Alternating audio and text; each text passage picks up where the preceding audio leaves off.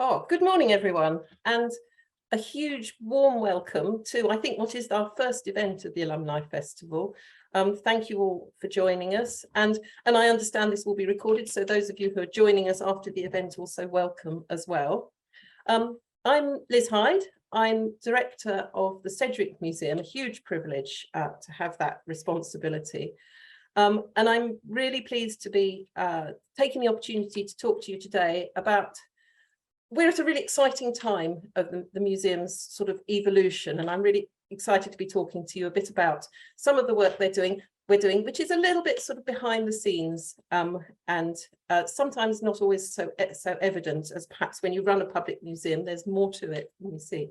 So I'm going to talk today probably for about 40 minutes, but there's an opportunity for you to ask questions. There's a Q&A button at the bottom of your screen. I'll do my best to answer as many of them as I can, but also on the last screen I'll put my contact details, because I'm always happy if you'd like to follow up, if you're interested to know more. I'm really happy to sort of have a bit of a dialogue there. So just bear with me a moment and I'll share my screen and we'll get started. There we go. Now I hope that you can all see that screen. As I say, I'm Liz Hyde. I'm a paleontologist by training, but I've spent more years than I can think of working in museums of all colours and flavours. And in 2019, I had the privilege of being appointed to this role at a point when the Sedgwick Museum had been without a director after the retirement of the previous director. And at a point where there was some sort of quite big thinking going on within the Department of Earth Sciences, of which we're part, and within the school, about what's the museum for? And my appointment marked quite an important time. The museum dates back to 1728, when our collections were founded by John Woodward. But what we're thinking about here, what was the thinking there, was my appointment is the first time we've had what might call a professional museum director. And that's not to say in any sense that any of the previous directors and curators weren't professional, but my role is not as an academic. It is absolutely to focus on managing and developing the museum, which I think is tremendously exciting. I'm going to talk to you today about our Collections Research Centre, but also just to put it in the context. So I arrived in 2019 with this sort of, if you like, this challenge to think about the museum. And we did a lot of work in 2019, and you can sort of feel that sort of 2019, what happened next?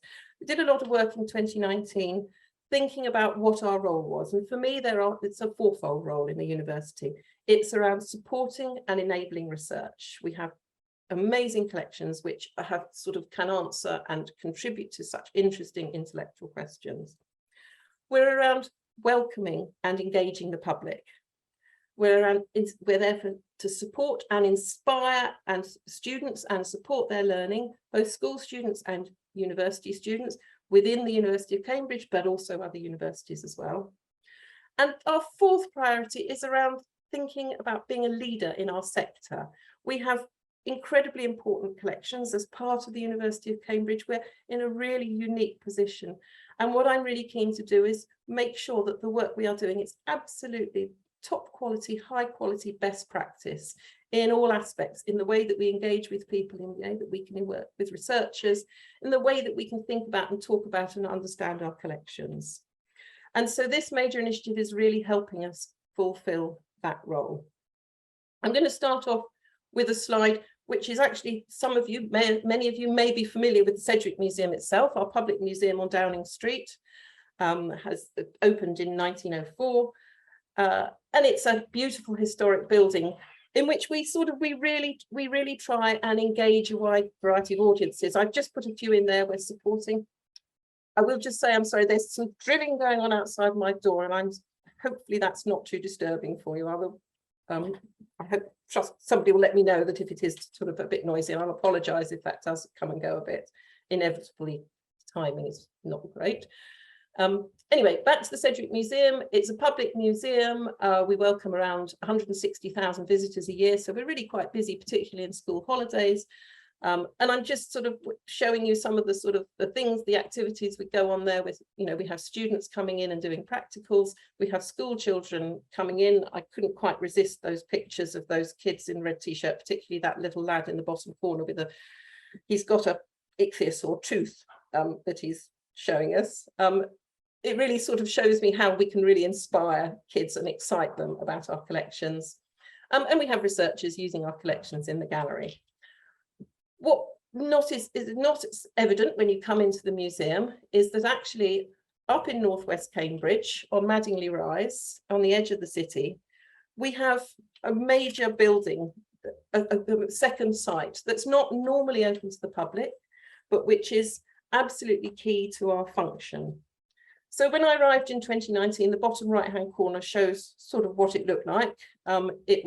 We've been building an extension to the red brick building, and I arrived to a sort of a building site in snow. It sort of looks a bit bleak and grim, but over the course of the year, that developed into this really rather beautiful building now, which comprises two parts. So the red brick building actually was, existing in 1996, known as the A.G. Brighton building, named after Bertie Brighton, who was the first professional curator of the museum, died in 1988. That had been built opened in 1996, as I say, provides a really high quality conservation and preparation lab, collection storage for our mineral collections and for our some of our fossil collections, those which aren't stored in the gallery, space for storage and working on our archives, and much needed office space for some of the collections team. The building I came into that was built in 2019 has been called the Colin Forbes building, which is an extension to that building with its beautiful slate cladding to provide storage for our petrology collection, our rock collection, curatorial and researcher workspace. Rather excitingly, it has a meeting and seminar room that you can just see the windows of on the right-hand side there. And then it provides specialist mineral storage. And by that, mainly, I mean a special radioactive store, because we have quite a lot of our mineral collection in the museum is some of our mineral collection, radioactive minerals. So Colin Forbes, this building was named, Colin Forbes had been curator of the museum until around 1983, I think, and had played a really important part in the development of the museum. He retired, and to sort of really focus on work that he had been doing, he's involved in both the foundation and directing Cambridge Water Company. And we're really grateful to Colin for actually a very generous legacy that he left us, which has helped to really provide a secure underpinning to the work of the museum. These two buildings together, I'm really keen that we move away from just calling them a store, because that sort of suggests that we just stuff our collections in there and they just stay there. Actually, these are dynamic, exciting spaces. So by talking about them collectively, the Collections Research Centre, that really helps us to sort of think about what the potential is for supporting and enabling research. So as well as providing facilities, providing really high quality storage and conservation and preparation facilities, what we're able to do is house a really large proportion of our collections. In the Sedgwick Museum, we have around 2.5 million specimens of rocks, fossils and minerals. A lot of the fossil collections are either on display or stored in the historic cases in the museum, but well over half of the fossil collections are stored in these buildings here, and as well as the rest of our collections. So what have we got in these in this building? Some of the real strengths of our collection, and I'll be talking a little bit more about them later in the talk. We have a collection of around 400 meteorites, a really important historical collection, but a really wide-ranging collection, which I've just been up there this week. My colleagues are getting some of them out, which they'll be bringing them down for some of the teaching later in the term, student teaching in earth sciences. There's around 500,000 fossils stored in drawers up in their collections at the Collections Research Centre. Around 55,000 mineral specimens from all over the world. Again, some really important historic collections. 200 boxes, and that's a bit of an approximation of archive material. We have a really important, a large and important archive. And I'll talk a little bit more about that. So we're very lucky to have a professional archivist, Sandra Freshney, who looks after it. around 250,000 thin sections. Those of you who are, familiar with studying geology will have learned, a key part of the way that we understand and analyze rocks is looking at them down using a petrological microscope, using polarized light, and we have a very large collection of thin sections. And obviously, of course, those microscope slides go with the rocks. And this is where, this is sort of quite an exciting time. We have around, well, 220,000 rock specimens, give or take a good few thousand, most of which were not moved into this building. They were stored in another building elsewhere, next to the British Antarctic Survey. And we're currently around halfway through moving those into this new storage. And I'll talk a little bit more about that. We've got a really brilliant team who are working on that collection storage. So that's the sort of scope of what we have in this building right now. And now I'm going to sort of home in on some of those just the highlights. I called this talk Meteorites, Marine Reptiles and Magma in some order. I got a little bit carried away with the M, and then realized that archive, you couldn't really call it a marchive. So I want to talk about some of the collections, but I'm going to, there's so many treasures in these collections, it's hard to pick them out. So this is a sort of way to sort of give you a little bit of an insight into some of the things that we have in here, and some of the ways they're used. Those of you who may have spotted, we're actually running in-person tours this afternoon. Some of you may well have been booked on those. But even if you haven't been able to book onto those, we will be running regular tours in future now. I mean, there's been a bit of a hiccup with lockdown, but we're sort of getting going again now. So I'm going to focus on the meteorites. As I say, we've got around 400, some really exceptional things. I mean, as a sort of someone who talks to the public regularly, I know how important and exciting meteorites are. These are rocks from space. These are billions of years old. These are pieces of planets and asteroids. There's a real moment of inspiration, but of course these are also incredibly important specimens. The one on the left, the Krasnoyarsk specimen, is a stony iron meteorite, a palaeontite, which was discovered in 1749 in Russia. And it was the first of that particular type of meteorite studied, and the first to sort of be etched to show these sort of patterns, which you see in the Toluca meteorite on the right, and these Widmanstätten patterns, which are a result of the sort of cooling iron nickel alloys in the sort of conditions that are in atmospheric conditions. It's interesting also because this is from, as I say, it was found in the 1749. It comes from part of a collection of Abraham Hume, who died in 1838, I think. And so a really early mineral collection. He was one of the founding members of the Geological Society of London, and his collection forms a really sort of important foundation of our museum's collection. It's quite interesting and historical collection.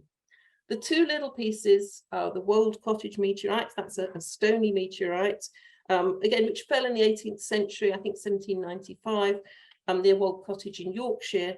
And what was quite important is that a number of eyewitnesses saw the meteorite fall. So it was really helpful at that time when sort of intellectual inquiry and understanding the origin of these meteorites. It created, I think, a meteorite crater.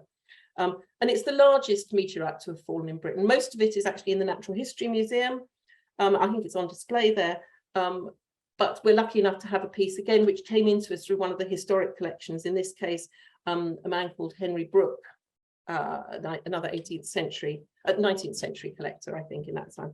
And again, his collection forms a really important part of our collection. We're very grateful for those donations that have come in. And then the third one, Toluca, that was found, that comes from Mexico.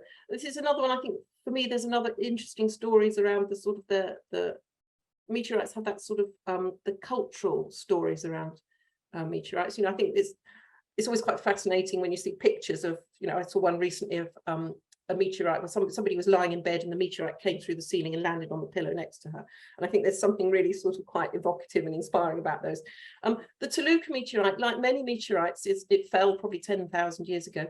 It's one that the local people, it has been a source of iron for thousands of years. There are metal tools that had been used. So a really important cultural part of the local Mexican people.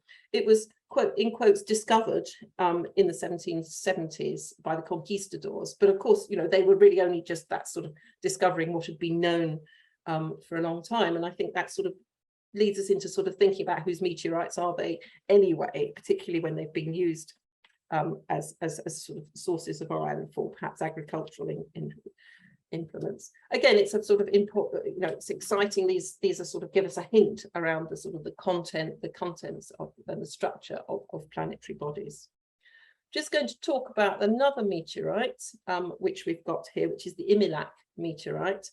And this is the basis of some really exciting research that carried out in our own department by James Bryson, who was a PhD student, and a research team led by Richard Harrison, who's currently head of department. And I think the larger picture is actually a piece of this, the Imilac meteorite that's actually in the Natural History Museum. The rather sort of slightly smaller, less glamorous pieces are, but this was the piece that the research group used to carry out some really interesting research, I think, around sort of using the meteorite as a window into the processes that happen in the solar system. In this case, how planetary magnetism develops and gets sort of frozen in. And the research group studied and mapped little fragments within the meteorite, mapped their sort of magnetism on a nanometer scale, you know, a sort of incredibly detailed, incredibly precise scale, and able to sort of understand the time series, the magnetic history, going back billions of years, capturing that moment when the sort of the asteroids magnetism froze. And so that then sort of is a very similar process to what might have happened on Earth as well. So it helps us understand how the Earth's magnetic field developed as the core cooled.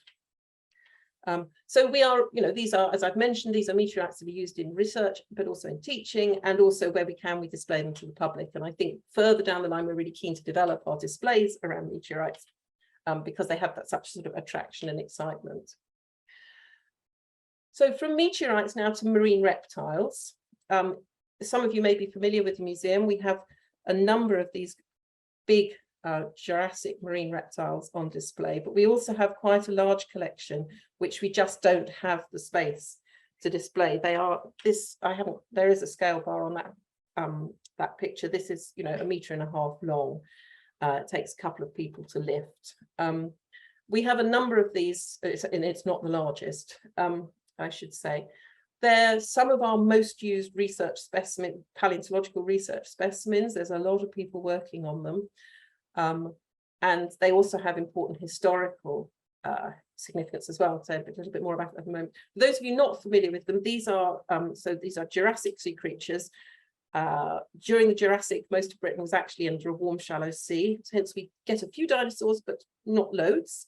Mostly ones that have sort of been washed into that shallow sea. What we do get is really exceptional marine reptiles, the thing that looks sort of superficially the size of a dolphin, and I don't know if you can see from that picture, it's got a mouth of teeth like a crocodile. I mean, these were big predators, and we find bite marks and tooth marks on ammonites, the marine cephalopods that they would have been eating.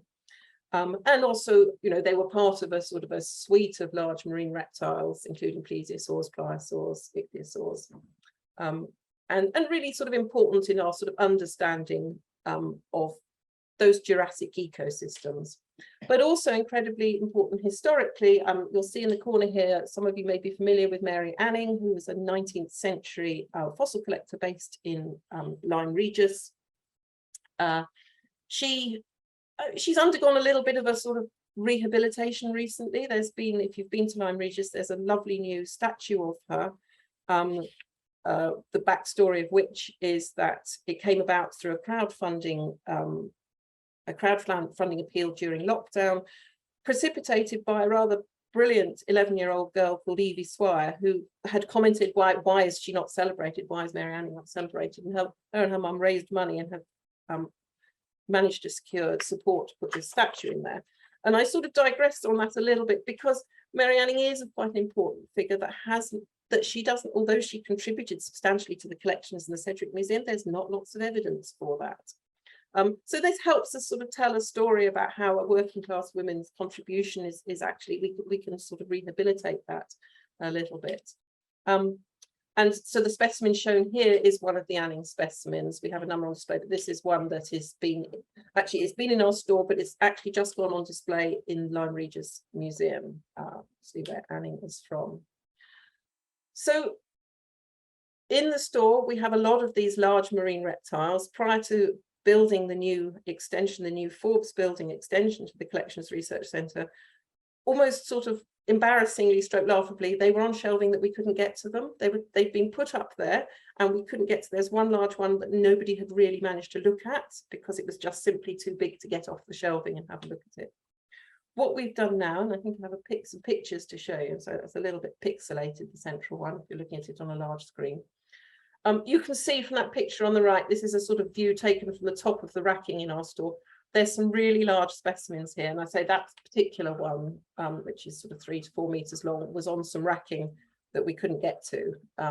And what we have now is we are able to make these specimens really fully accessible to our researchers, and to others that want to see them, and also to other museums to loan them for display and things. That our new store enables us to provide really good, high quality research environments so that we can take those specimens out, put them into a research room, and a researcher can come and study them, where they've got all the facilities they need. So we feel really proud that we've actually managed to make, create a space where those specimens can really, if you like, really become our pride and joy.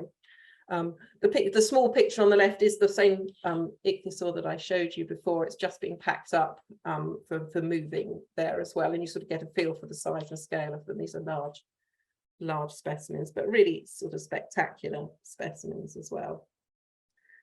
So just the next, so we've done meteorites. I've talked about marine reptiles and magma. Now magma, I mean, I could sort of, our rock collection is vast. As I say, we have, hundreds of thousands of specimens. It's sort of, I can't begin to sort of tell you about all of it. So I just want to say, we call it the Harker collection. And it's a Harker collection of petrological specimens, predominantly igneous and metamorphic rocks. So those of you not familiar, those are rocks that sort of volcanic origin, of magmatic, would originally be molten, but also metamorphic, that are rocks that have been subject to heat and pressure that has modified their structure and minerals.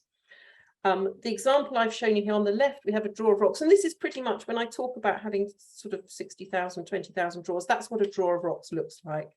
That's the sort of number in there. I mean, one of the things that we've been very conscious of as we sort of populate our new store is the weight of these rocks. They don't come light. The new store actually has been designed specially with a high floor loading in mind, that the foundations are much more robust than would normally be expected for a building of that type, so that we really can actually use the space to fill it with the rocks that we need to. So the rocks on the left are from Captain Scott's Terra Nova expedition, 1910 to 1913. They're sort of volcanic rocks from Antarctica. Alfred Harker in the middle, we named this collection the Harker collection. Harker was, I think his role was demonstrator rather than curator. But he was responsible. He worked for the then Woodwardian professor Thomas McKennie Hughes. And I mean, Harker is well known for his fieldwork, particularly in Scotland, around the sort of understanding the origins of igneous rocks. But in the museum, he was quite transformational too, because he actually took a lot of time to prepare and catalogue the igneous rocks. His catalogues are the catalogues we still use today, and they're really comprehensive and important. So a really key figure in the museum. The collection, I mean, I think probably around more than 120 countries, 115 islands of source of these materials. And during lockdown, we particularly began to understand what the potential of that collection is. We had researchers whose fieldwork had been cancelled, who were not able to travel, but could come and, through our collections, access rocks from all sorts of places around the world. And since then, we've also had students who perhaps haven't been able to do fieldwork projects for one reason or another, And we're able to offer them the opportunity to do projects on a really wide range of rocks in our collections too. So for me, there's a real huge potential there to develop. And sort of as we try and travel less and we try and focus our efforts, actually really capitalizing on this exceptional collection that we have, and that Harker put a lot of energy into rationalizing and cataloguing. There's a really exciting sort of way forward, I think, there for the museum, and we're really pleased to have spaces and environments to do that. One other collection worth mentioning is the Svalbard collection. There's been a long history, and some of you may be familiar with, long history of field work, Cambridge field parties working on Svalbard, on Spitsbergen, studying the geology since the 1940s, 50s, led by Brian Harland.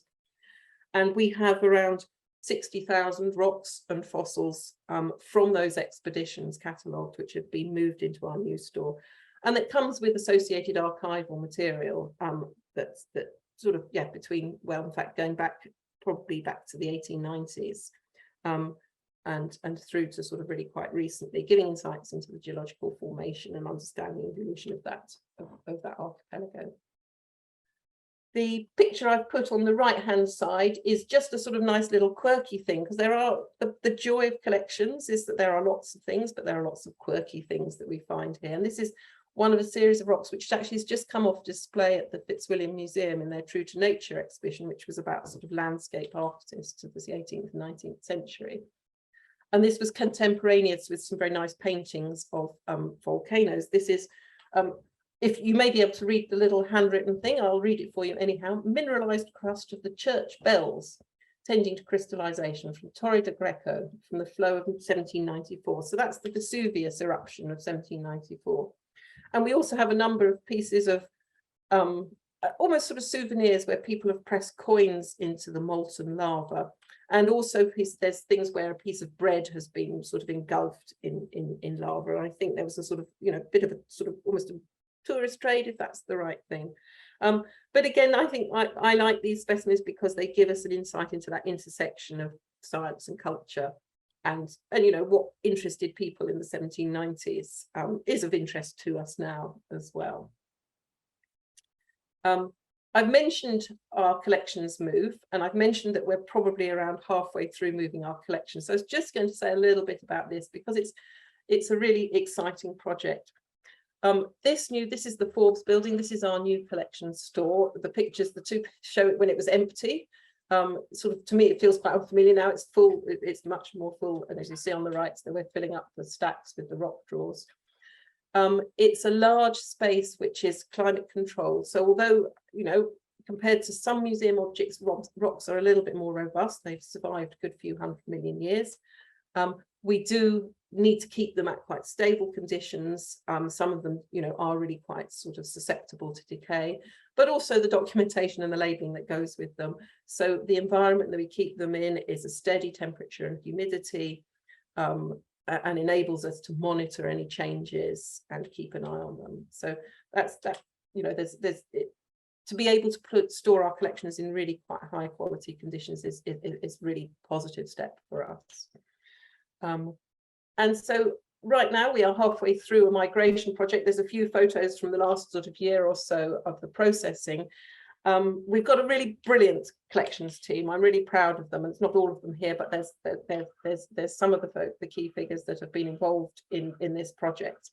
Moving like 150 tons of rocks is no mean feat. And not only that, moving them from a store where they are really quite grubby in places, where they are in a little bit of a mess, they need a bit of time. So each drawer, and you'll see it's the top left, our colleague Simon Kelly, who's worked with us on the Svalbard collections, very dear colleague. You can see he's weighing the drawer. Each drawer has to be weighed and labelled. Each drawer is photographed. Each drawer is documented. And in some cases, it's cleaned before. In many cases, it's cleaned before it comes into the new store. We want to reduce the, make sure we're minimising the opportunity for both dirt, but also pests and other decay opportunities there. The picture of Dan Pemberton, who's our collections manager, with the trolley of rocks. I've obviously got him quite early on a sunny day. It's quite cheery. I'm not sure that there's been many more rocks have been moved since then. I think maybe the novelty is he's smiling with the novelty of moving rocks into the back of the truck. Each week we have a trucker, we hire a truck and fill it up with rocks, sort of, and over the course of the week in advance, the team prepare the rocks, pack them, move them, take them across into the new store, move them in and pop them into the racking. So there's sort of there's quite a lot of barcoded based practice there. But what it means, and you'll see the picture on the right hand side, we're coming to a place where we've got really well catalogued, well stored collections, so that when our researchers come to us and say, have you got a piece of rock from wherever, we can tell them where it is. The other thing that we've also been sort out is have a big teaching collection. Obviously there are teaching collections stored in the teaching labs on Downing Street where we physically teach the students, but we have a sort of reserve collection and also the exam collection, where the examiners are able to come and choose suitable sets of specimens that can be used in the practical exams, and we're always on the lookout for more sets from our collections that we can bring to that as well. I mentioned earlier the archive. As I say, we're really lucky to have a really brilliant archivist, Sandra Freshney, who has really, I think, over the last few years transformed how we look at our archive. And she is in the process of moving our archive down into new climate controlled conditions, really quite cold conditions. A lot of our archive contains photographs and particularly photographic negatives. So the conditions we're storing our archives in are quite low temperature to avoid decay. Sandra herself has given a number of talks about the archive, and she's the best person to speak about it, but just it's such a rich source of interesting documents. We have field notebooks from Adam Sedgwick himself, but also other key figures who've been based in the geological department in the field. The picture in the middle, the little sketch in the middle there is a sketch by Alfred Harker, who I mentioned earlier. Those of you who ever studied geology, that's a sketch of Brodick Bay on the Isle of Arran, of the volcanic, his note says the volcanic rocks on the shore of Brodick Bay. And there are photographs, dated 1907, there are early photographs to go with that. We have some really, the lovely fieldwork pictures, particularly the records of the Sedgwick Club, which is the student geology club and has been running since the 1870s. Pictures of their field trips, and that gives us, fascinating archive, but particularly we've been looking into, Sandra's been looking into, there are the early women geologists that we see in the 1890s that we see in these pictures, and so good good understanding of how geology developed in Cambridge as well. Okay, so I've sort of given you a bit of a whistle-stop tour of some of my little highlights from these collections. I'm hoping to give you a feel for a little glimpse into what we have behind the scenes in our collections research centre. But I also want to talk a little bit now about sort of that context. So when I showed you that building, when it was first built, and this is a sort of rather poor satellite image. So where we are is out by the motorway on the M11, on the edge of Cambridge. When we built the 1996 building, and when I was a student, I used to go out there, it really did feel like it was the back of beyond. It was next to the university farm. There were cows in the field next door. There were no buses. Certainly, if you were up at the collections, at the Brighton building without your lunch, you had a very long walk to go and find a sandwich. But as many of you know, the university has been developing that site, and there's a whole new community has been developed called Eddington, of which we are right on the doorstep of. This is a sort of an artist impression of how the community is developing. I think a large proportion of it is built, but also being developed. It's a whole community hub. The little circular building you might be able to see in the middle of that picture is the University Primary School, which is up and running, has been for several years now. There's a hotel, there's a big Sainsbury's, there's a health centre, there's going to be more local shops, and there's a wide range of accommodation, and including there's a plan to have a sort of retirement village, I think it's called, a retirement community, as well as sort of family communities, both for university workers and others as well. And here we are, we find ourselves right on the edge of that. And certainly now, in a practical sense, it's great. There's a shop only 5 minutes away, so that you don't feel like you're sort of stuck up in the middle of nowhere.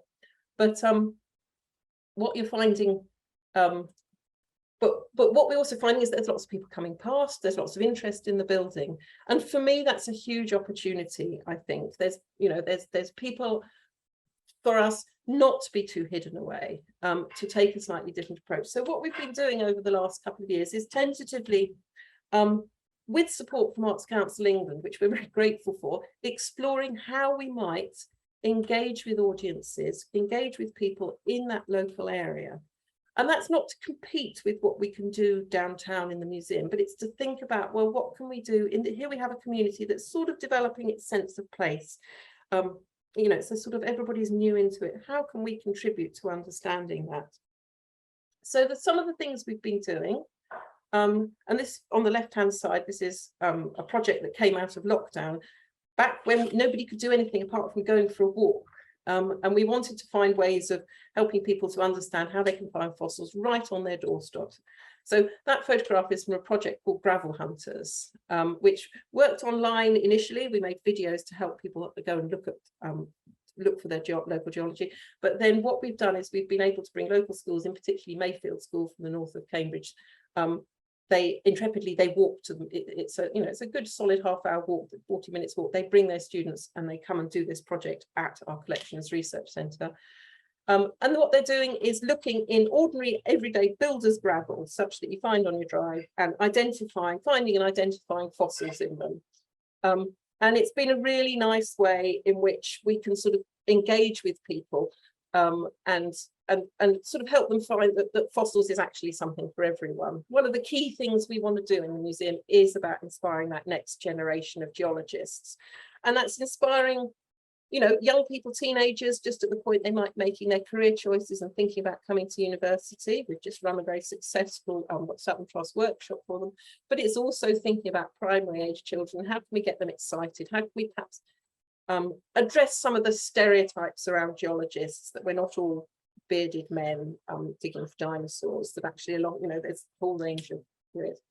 So we've been running Gravel Hunters with schools at the Collections Research Centre, but we've also, a brilliant colleague, Nick Skipper, who runs our schools programme, has developed mini field trips. Instead of, as you know, Cambridge is, well, quite rubbish for geological outcrops. I mean, there is some geology, but it's not really very spectacular. But one of the things that we can do, particularly with the interesting architecture in Eddington, the new community, is look at the urban geology. So the picture I've got here is the award-winning, it's a REBA award-winning community centre, Storiesfield Community Centre. It's a very beautiful building, right in the heart of Eddington, and about 5 minutes walk from our Collections Research Centre. And the close-up shows just a little bit of the outside, where what we're seeing on the ground is some very nice Caithness flagstones. These are Scottish flagstones. I'm not sure of those, but some of them have fossil fish fragments in them. And then that seating there is really nice polished Purbeck limestone, which is just stuffed full of fossil shells. So what Nicola has been doing is developing resources to enable schools and groups to run their own little mini field trip, learning field skills, learning how to use a hand lens, learning how to make observations and write field notebooks, using the rocks that are absolutely around them. So it really complements a lot of schools learning that are doing. We've had a lot of interest. The pilot that we've done with both Mayfield and the University of Primary has been very successful, and we're just running it for the second time. But we're also extending it out and offering it out to groups as well. And for me, I think that's sort of finding our place in that community is actually sort of looking at what it means to live in Eddington and what we know. One of the other projects I'm keen to do is that we actually have a borehole of the rocks down underneath. I mean, when the building was built, we have that borehole, and I think we can, exploring, helping people understand the sort of the geological history of that area is one way to go. So I'm feeling like I'm going to sort of just bring this to a sort of a conclusion now, and then I'm really happy to take any questions that you may have. What we're trying to do with the Collections Research Centre, this exciting new site, is threefold. We obviously want to provide high quality care for really exceptional, internationally important collections, and we're able to do that. Once we have moved everything into the building, we're in a really strong position to do that. We want to really make sure we're doing our best to support our research communities, and that's supporting existing research, but also by creating spaces and environments stimulate new research, new ways of looking at things, both scientific but also cultural and historic research too. We've had a lot of interest in our archive, in the historical archive, and I think there's lots of potential there for cross-disciplinary research as well as supporting core earth science research. And particularly, as I say, as we sort of think about, can we reduce our carbon footprint? Can we reduce travel? Can we really make the most of what we've got? And then the third point, which is what I talked about just finally, is they're taking our place in the Northwest Cambridge community at Eddington, providing public and community engagement and learning and really complementing our city sites. So there are, and going forward, what we want to do is develop volunteering opportunities so that people can come in and feel part of that community up west, contribute to looking after our collections and sharing them with others. So that's me. Thank you very much for joining us. I hope you found that interesting and informative. Those of you who might be booked on the tours this afternoon, I really look forward to meeting you in person. But if you have any questions, do please let me have them or get in touch with get in touch with me around that. I can see that there's one question. Thank you, Belinda, for putting that in. At what temperature is the collection kept? So we keep them, it's around 15, 16 degrees centigrade. We're just sort of experimenting. It's a little bit warmer than that, actually. It's more like 18, 19. We're just experimenting. The archive collection is I think it's around 12. It's really quite cold when you go in there. There's a coat. You need to put your coat on. Yeah, the temperatures, it's just below, it's a little bit cooler than sort of outside temperature at the moment as well. But it's most importantly for us, it's actually just needs to be steady, and also the humidity needs to be around 50%, so it's not too damp. Hope that answers your question. And there's another question from Hin Chan. Thank you. So wondering, is the study of meteorites fossils mainly focused on those from the past? What's the proportion of old and new specimens? Well, meteorites, we're getting, new meteorites are falling all the time. But of course, the meteorites themselves are actually, the pieces of rock that arrive are billions of years old.